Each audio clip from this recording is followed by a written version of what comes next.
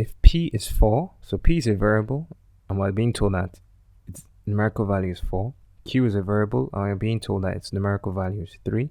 Z is a variable, and we're being told that its numerical value is 7. We're now asked to determine the value of PQ plus 5Q minus 10QZ. What is PQ? PQ is P times Q.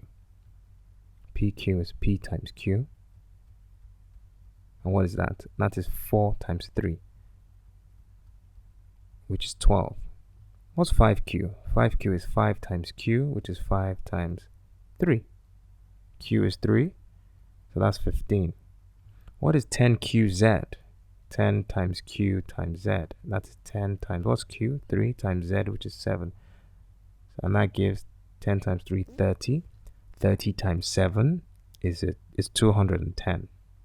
So the value of PQ plus 5Q minus 10QZ is simply 12 plus 15 minus 210, which is 27 minus 210. So now I'm going to teach you a trick. If you have something of the form A minus B, it is the same thing as minus, I'm going to swap B and A, B minus A. Very important trick, and it's very useful when A is less than B, like in this case. So instead of having 27 minus 210, I can now write, well, that's the same thing as minus, and I'll swap the two, 210 minus 27.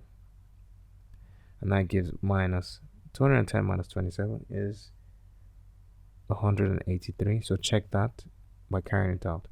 So in case you are wondering what I just did here, I'll just demonstrate.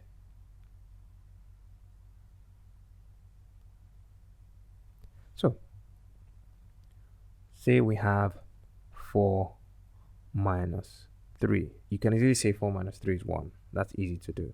But we had 3 minus 4. It's harder to do in one's head. Some of you can do it, but it's harder. So what you can say is, I always want the number in front to be larger. So what I'll do is I'll use the rule I just taught you. If you have something like A minus B, you can always write it as minus B minus A. So instead of 3 minus 4, I can say, well, that's minus 4 minus 3. I can easily do 4 minus 3 in my head. I know 4 minus 3 is 1, so I just note down the minus sign. And that's exactly what I used here. 27 minus 210 is the same thing as minus 210 minus 27. All I've done is I've swapped the position of these two terms. But whenever I do that, I have to put a minus sign in front of the result. So be careful with the bracket, not to forget the brackets.